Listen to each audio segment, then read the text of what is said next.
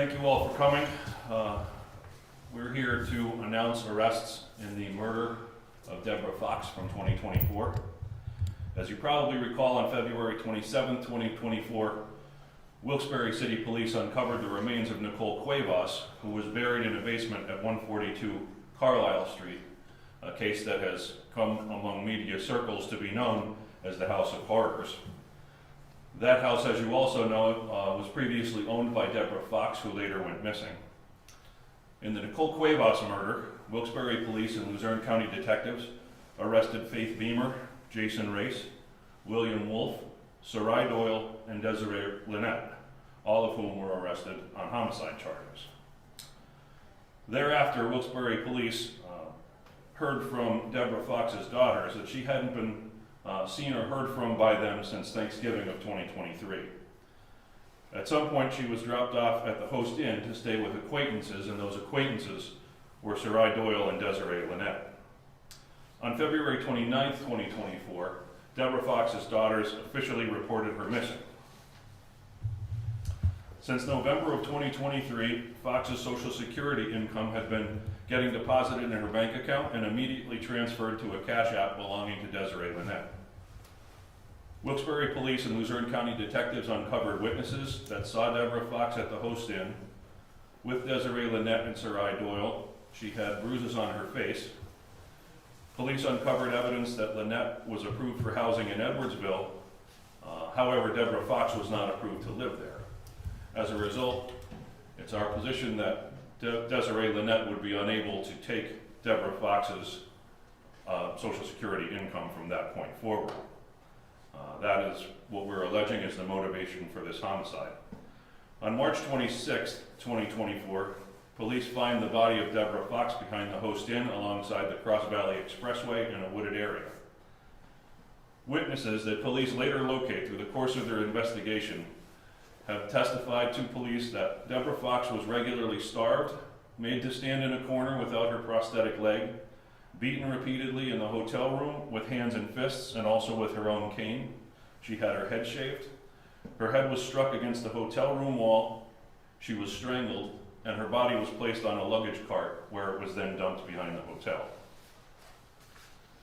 Police uncovered evidence in the hotel room that corroborates many of these statements. Thereafter, Desiree Lynette gave different statements to different people about the location of Deborah Fox. Those statements included that she ran away with a boyfriend, that she may have committed suicide, that she moved into a nursing home, that she moved south to live with her sister, and that she was traveling with a truck driver.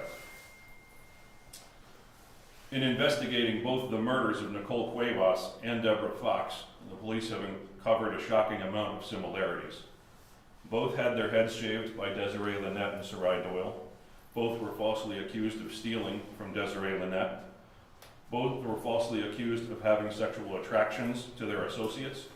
Both were falsely accused of molesting children. Both were starved by Desiree Lynette before their deaths. Both were repeatedly beaten before their deaths. Both defecated themselves, angering Lynette, which police believe is the triggering event that led to their murders. And both of their bodies were disposed of in an attempt to be concealed from the police. Today, Wilkes-Barre detectives and the DA's office detectives filed charges for homicide, theft, and abuse of corpse for the death of Deborah Fox. Those charges are filed against both Sarai Doyle and Desiree Lynette. They are being arraigned before Judge Tom Malloy as we speak. As they are being held without bail on the previous murder charges for Nicole Cuevas, we believe that they will also be held without bail on these murder charges because it includes first-degree murder, which makes them ineligible for bail. As you can see, that this is a long time coming and a long-fought investigation. I would like to especially thank Mayor George Brown, former Chief Coffey, and current Chief Michael Boyle for committing the resources necessary. As you can imagine, it's not easy to keep detectives working around the clock as new cases come in on a case that has now become almost 2 years old. Nonetheless, they were committed to seeing that justice be served for the death of Deborah Fox And I can't speak highly enough about that dedication and what it means to us prosecutors that have to bring these cases to fruition. I would also be remiss if I didn't thank Lieutenant Detective Matt Stash and Detective Conmey and Detective Andrus, who spearheaded this, along with other members, of course, of the Wilkes-Barre Police Department and also the DA's office detectives, including the man to my left, Detective Chuck Jensen. Naturally, there's a lot more work to do to see that justice is served. This is merely the filing of the charges, and of course the defendants are presumed innocent on these charges unless and until we take them to trial and they're convicted beyond a reasonable doubt.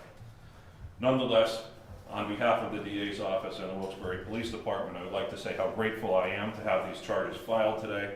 I hope that it can bring some measure, or at least begin to bring some measure of closure to the Fox family, who I know have been in continuous contact with the police, seeking answers for the death of their mother. At this point, I'd like to thank you for being here. Before we continue to questions, I'd like to turn it over to Mayor George Brown, who I know has a few comments for you. Thank you, Sam.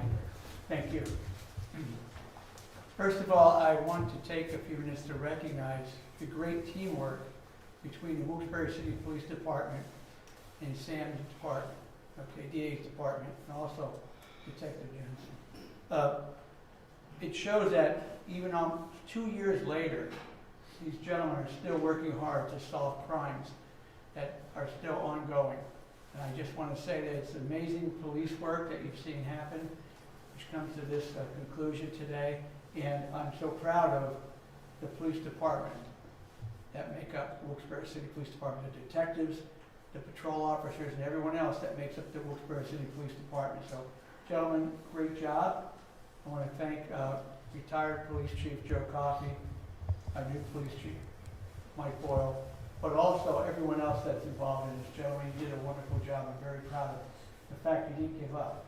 Almost 2 years later, you still worked hard. And Sam, your team, I want to thank you also for working in cooperation with the Wilkes-Barre City Police Department. It just shows that we're going to keep going after people. You commit a crime, we're going to keep after you. And we're going to make sure that all the resources that we have in the city of Wilkes-Barre, in partnership with the DA's office, we're going to continue to make sure that crimes are investigated. We're going to continue to bring the people to justice. Okay, thank you.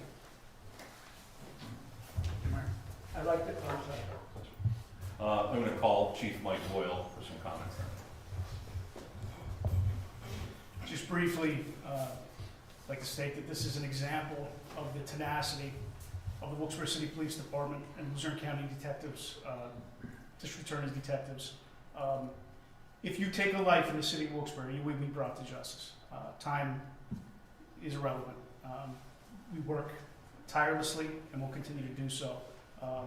It's a priority of the city of Wilkes-Barre, and we're going to continue to do that.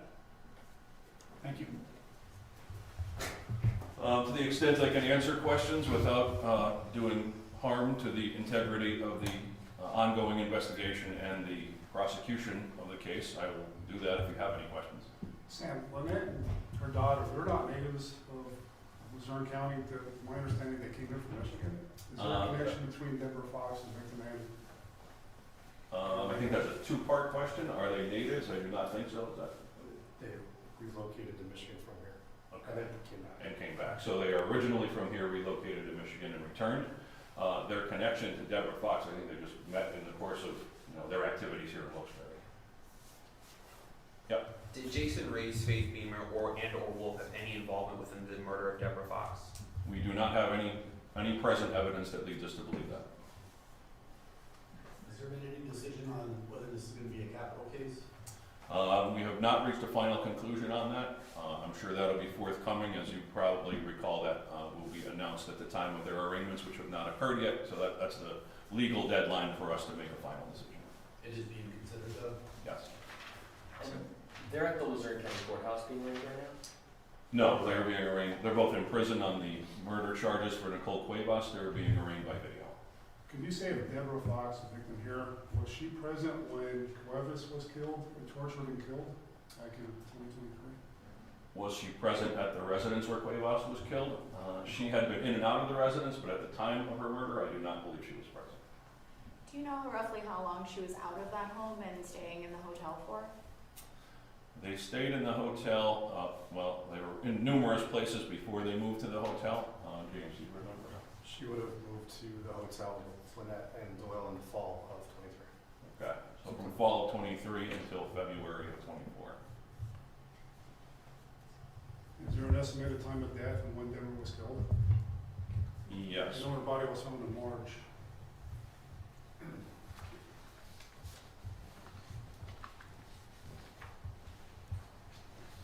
Her body was found on March 26th. We believe she was killed a few weeks before that in mid to late February. Finding Deborah's body was, I know there's a lot of witnesses and other defendants. Did one of them say Deborah's body was? Yes, we had gotten information that her body was there and had searched without finding her on a few occasions until it was actually our detectives that ended up finding the location of the body after speaking to another witness who has not been named in the affidavit, so I couldn't name her here. Were there any difficulties or challenges connecting these two suspects to Deborah Fox's murder? I wouldn't say that the difficulties were in connecting them to the murder. The difficulties were in amassing enough evidence to prove it beyond a reasonable doubt. Will the death penalty be considered at all within this case? The death penalty is being considered in both cases, yes. What does the timetable look like now? The timetable for? For they're getting right now, and then, I mean, the process of the trial. So in a typical case, it's about 12 to 18 months to trial. In this case, we have a number of considerations that the court will have to decide, and along with motions, I'm sure, by both parties. Some of those motions will be whether the trials for Sarai Doyle and Lynette will be consolidated. In other words, whether they'll be tried for the murder of Nicole Cuevas at the same time, whether they'll be tried for this murder at the same time, and whether they both will be tried for both murders at the same time. So if they're tried separately, the court will have to decide which one they believe should go first, and then the second one will come, months later. It will also depend on whether or not they continue to keep the same lawyers, who would then have to get acclimated to both cases to try the second one.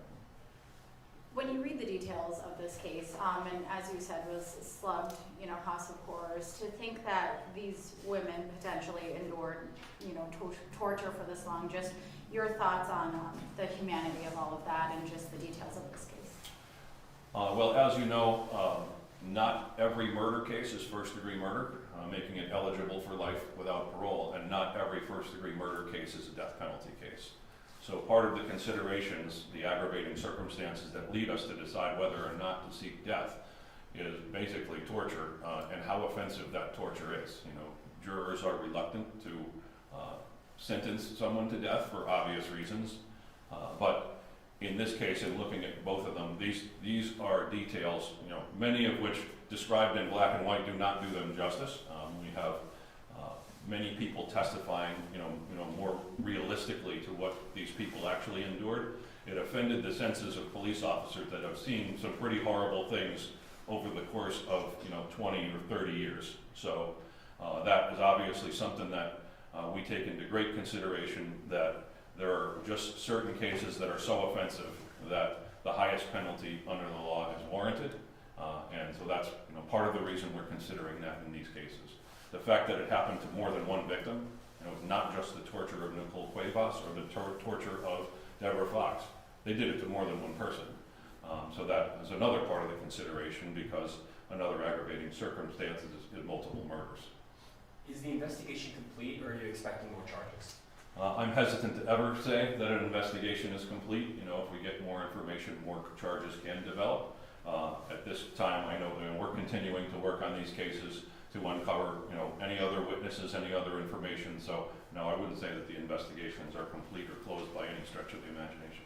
We spoke with Deborah Fox's daughter probably almost 2 years ago now at this point, to be able to work throughout that time over the past several years and now be able to deliver them the first step of justice. How does that feel? It feels very good. I know that it's frustrating for family members of victims, and it's frustrating for police officers and prosecutors that we cannot regularly update them with information or, tell them how we are progressing. There's a big part of that reason, and we've been burned in the past, is that information then gets leaked, that shouldn't be out in the public, it gets misconstrued, it allows people to change their stories or conceal evidence. So when we finally get to this point where we can make an arrest and have public information, it's a big relief, and I think it's safe to say for the family members, it's a relief for them to know that after 2 years, the longer it goes, sometimes the harder it gets to prove these cases and to make an arrest. That we've had many family members that pass away before they ever get to see justice. So the fact that this is not one of those cases is a big relief to all of us, and that's thanks to the detectives who really did work tirelessly. You're not seeing it in public that they're out there chasing down these leads, but they really were. Every week was something, finding something, talking to someone. So I really commend them and their leadership, and the mayor and Chief Boyle, for encouraging them and giving them the resources to do that. Sam, can you say, maybe you might have said it, maybe I missed it, but Jason Race, Faith Beamer, and Liz Amanda Wolf. Wolf, are they connected to Deborah Fox's case at all? They are not. Thanks, everybody.